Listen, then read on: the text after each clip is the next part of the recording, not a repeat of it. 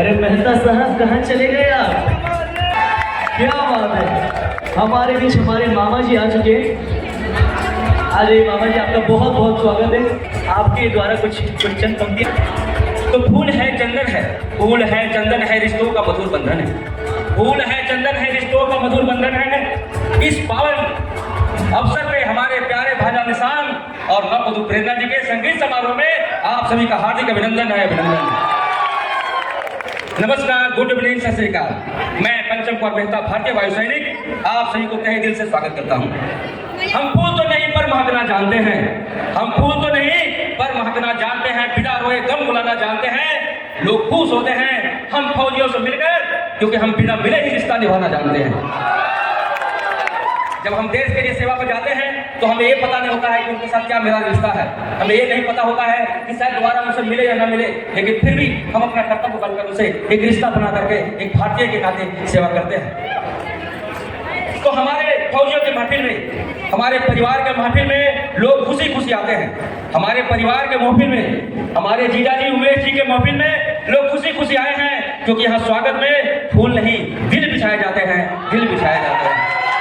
बहुत बहुत धन्यवाद आप सभी। आज बहुत अच्छा खुशनुमा माहौल है और ये दो जिंदगी की एक शुरुआत है, या नहीं कि दो जिंदगी नहीं बल्कि दो परिवार का मिलन है। और उससे बड़ी खूबसूरती जगह यह है कि बिहार और छत्तीसगढ़ का एक अटूट बंधन बनने जा रहा है। तो बोले जय बिहार, मजा नहीं आया? जय बिहार, जय छत्तीसगढ़। तो इस पावन अवसर पे में चाहूंगा मैं फिर आपसे रूबरू होऊंगा। धन्यवाद। हमारे बीच एक बार फिर से आप सभी की जोरदार तालियों के बीच आने वाले हैं हमारे प्रिय मामा जी। इनके पर जोरदार तालियां। मामा जी प्लीज यहाँ पर आकर के वापस से हमारे माहौल में तड़का लगा दीजिए। Thank you. थोड़ी सी दया कृपया बरसा दीजिए, मेरे लिए नहीं तो कम से कम इनके लिए ताली बजा दीजिए। धन्यवाद। छोटी सी है जिंदगी, मुस्कुरा कर जिए। छोटी सी है जिंदगी, मुस्कुरा कर जिए। अपने लिए नहीं तो कम से कम अपनों लिए कह जिए, अपनों लिए कह लीजिए। तो आज शादी का माहौल है और मैं एक छोटा सा कविता लिखा हूँ दोनों के लिए। शादी से पहले एक पति की क्या इच्छा होता है कि पत्नी कैसा मिले, और एक पत्नी कैसा पति चाहती है, दोनों के ऊपर मैं लिखा हूँ। तो मैं चाहता हूँ ध्यान सुनने का, आपको बहुत मजा आएगा। तो सबसे पहले मैं एक कुंवारे लड़के संजोग से मेरे भाजा, हर कोई भगवान को प्रार्थना करता है, शिव मंदिर जाता है, अनुमान 90% लोग जाते हैं शादी से पहले, बाद में जाते जाते मुझे पता नहीं। तो एक लड़का कुंवारा भगवान को, शिव जी को गंगा जल चढ़ाता है और वो अर्ज कर रहा है। क्या कर रहा है? हे भगवान, बीवी के लिए अर्जी कर रहा हूँ पेश। हे भगवान, बीवी के लिए अर्जी कर रहा हूँ पेश। मुझे बीवी ऐसा दीजिए जो सबसे हो विशेष, जो सबसे हो विशेष।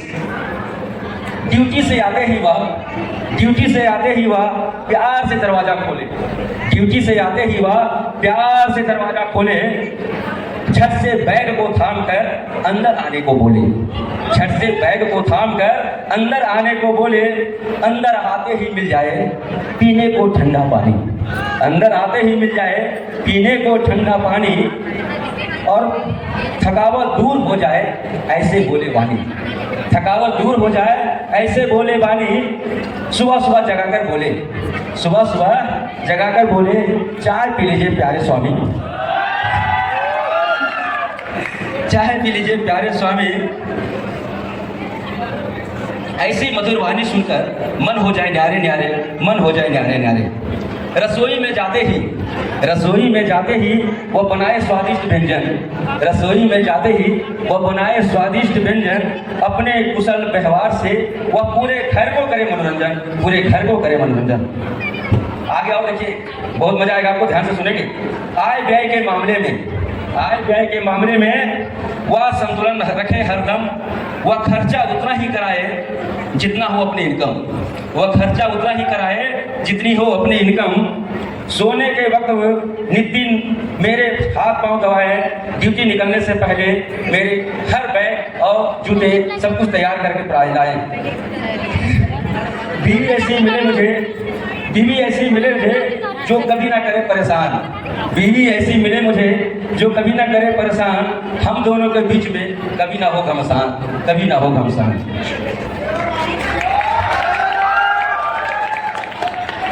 बीवी इतनी समझदार हो, बीवी इतनी समझदार हो जो न करे तक भीतर, बीवी इतनी समझदार हो जो करे न तक भीतर, उद्देश्य केवल एक ही रखे कि घर को बना दे वो स्वर्ग, घर को बना दे वो स्वर्ग, घर को बना दे वो स्वर्ग।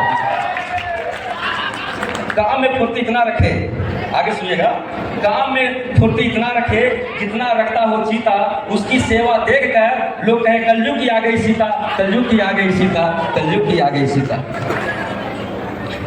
कुशल गृहिणी के रूप में, कुशल गृहिणी के रूप में उसमें विद्वान हो सारे गुण, कुशल गृहिणी के रूप में विद्वान हो सारे गुण, घर को सारे काम काज में वह बिल्कुल हो निपुण, बिल्कुल हो निपुण। बस एक अंतिम स्टेंजा है, मैं तो अपने हिसाब से, ध्यान दीजिएगा, वो गुब्बारा लगा बोलता है कि मैं तो अपने हिसाब से लगा दिया हूँ अर्जी, और बीवी कैसी देगी भगवान है तुम्हारी मर्जी, भगवान है तुम्हारी मर्जी। धन्यवाद। इच्छा होती है सब लड़के की, और कितना किसको मिला वो तो किसी को बताए, अपने अपने आकलन करें। और उसके बाद मैं जब दोबारा आऊँगा तो एक जो है पत्नी क्या चाहती है उसके बारे में बताऊँगा। धन्यवाद। तब तक खाते रहिए, गुनगुनाते रहिए, मुस्कुराते रहिए, और जब भूख लगे तो पीछे जाके कुछ खाते रहिए। धन्यवाद। भूख लगे क्या? इतने अच्छे परफॉर्मेंस के जोरदार तालियां बजाएं हमारे सभी भांजा प्यारे भांजों के लिए। सही मायने में कहें तो, सही मायने में कहें तो निशांत और प्रेरणा जी हैं इस सभा के साथ। सही मायने में कहें तो निशांत और प्रेरणा जी हैं इस सभा के साथ, क्योंकि इन दोनों ने समाज में एक अलग बनाई है पहचान, इन दोनों ने समाज में एक अलग बनाई है पहचान। अपनी मेहनत से इन्होंने ऊंचाई और उमंग की एक भरी है उड़ान, एक भरी है उड़ान। हमारा आशीर्वाद, आप सबों का आशीर्वाद इन जोड़ियों को हमेशा बना रहे, इस पर इन्हें दीर्घायु करें, यही हम सबों की शुभकामना है। और मैं आपको सुनाया था कि एक पति की क्या इच्छा होती है, तो पत्नियां कम नहीं है, पत्नियां की भी क्या इच्छा होती है, थोड़ा 2 मिनट है से सुनेंगे, आपको बहुत मजा आएगा। अगर नहीं आते हैं तो जो उन्हीं के लिए है। एक बार क्या हुआ कि एक दरवाजा पे आया और ठक ठक ठक ठक ठक ठक आवाज आया, अंदर से बोला कौन? बोला दरवाजा खोलो प्लीज। बोला पुलिस? रात में मेरे घर क्यों आए हो? बोला मुझे पता चला है आपके घर भी RDX है। बोला ना ना ऐसा नहीं है। बोला नहीं नहीं मुझे चेक करना है। तब अंदर से आवाज आई, क्षमा करें आप थोड़ा लेट हो गए, कल ही मायके चली गई। नहीं समझ में आया? कोई बात नहीं। तो ऐसे ही शेरो शायरी बनते रहते हैं, लेकिन जो पति पत्नी का प्यार और संबंध होता है वो आपको पता है कि वो जीवन भर चलते रहता है। तो मैं क्योंकि मम्मी ने मोबाइल छीना तो बच्चा हो गया बेहाल, फिर रोते रोते बच्चे ने कर लिया बुरा हाल। मम्मी ने मोबाइल छीना तो बच्चा हो गया बेहाल, फिर रोते रोते बच्चे ने कर लिया बुरा हाल। जब से बच्चा को लगी मोबाइल का बुखार, जब से बच्चा को लगी मोबाइल का बुखार, मोबाइल के लिए हमेशा करते रहता है तकरार, करते रहता है तकरार। मोबाइल नहीं तो खाना नहीं, मोबाइल नहीं तो खाना नहीं, ऐसा अभियान चलाता है खाने वाद मुंह बंद करके योजना सफल बनाता है। गाँव में नहीं, जब तो मोबाइल नहीं चाहिए, योजना सफल बनाता है। मम्मी मजबूर होकर फिर देती है मोबाइल। जब देखो मोबाइल लेकर खेलता रहता है गेम, जब देखो मोबाइल लेकर खेलता रहता है गेम, मोबाइल के अलावा इन्हें नहीं किसी से है प्रेम, नहीं किसी से है प्रेम। डॉक्टर कहें कि इनको मोबाइल से रखिए दूर, डॉक्टर कहें कि इनको मोबाइल से रखिए दूर, पर नाक की दम करके बच्चा कर देता है मजबूर, बच्चा कर देता है मजबूर, फिर मम्मी देती है मोबाइल। हर बच्चा जन्मदिन पर क्या इच्छा करता है इजहार, जन्मदिन पर चाहिए मोबाइल का उपहार। हर बच्चा की इच्छा होता है, आज बच्चा 5वां पढ़ा, 6वां पढ़ा, मैट्रिक पढ़ा, उसको मोबाइल चाहिए। उसका क्या उपयोग है, क्या उपयोग उसको पता नहीं, लेकिन मोबाइल चाहिए। मोबाइल के नुकसान ने इंसान को कर दिया झकझोर, मोबाइल के नुकसान ने इंसान को कर दिया झकझोर, बच्चों की हालत को अब कर दिया कमजोर। बच्चों के हालत जब बाहर खेलते थे उनका फिजिकल स्ट्रॉन्ग होता था, लेकिन आजकल बच्चे मोबाइल के चक्कर में पूरा अपना फिजिकल बर्बाद कर रहे हैं। बिल्कुल सीमित मात्रा में मोबाइल का करें उपयोग, फिर ना होगा नुकसान और ना होगा कोई रोग, फिर ना होगा कोई नुकसान ना फिर कोई होगा रोग। सही ढंग से उपयोग करें तो मोबाइल है पता, मोबाइल बहुत ही अच्छी चीज़ है। अगर इसका आप सही उपयोग करते हैं तो आज पूरा दुनिया मोबाइल पे चलता है। तो सही ढंग से उपयोग करें तो मोबाइल है वरदान, बड़े बड़े समस्याओं को मोबाइल करता है समाधान, करता है समाधान। मोबाइल का उचित ढंग से अगर करें क्रियाकलाप तो मोबाइल के जीवन में बन जाएगा अभिशाप, बन जाएगा। अगर हम उसका दुरुपयोग करेंगे तो अभिशाप बनेगा, और अगर अच्छा से करेंगे तो आपके लिए वरदान बनेगा। मोबाइल के चक्कर से बच्चों का दिल पिघल रहा है। मोबाइल के चक्कर से बच्चों का दिल पिघल रहा है, लेकिन मोबाइल का वायरस अंदर ही अंदर निकल रहा है, अंदर ही अंदर उनको निकल रहा है। ये हमें माँ बाप को कुछ पता नहीं चलता है कि मोबाइल से क्या नुकसान होता है, लेकिन आखिर तो कुछ ऐसे भी कहानियाँ हैं कि बच्चे नींद में मोबाइल चलाना शुरू कर दिए हैं। तो इससे हमें सबको बचाना होगा।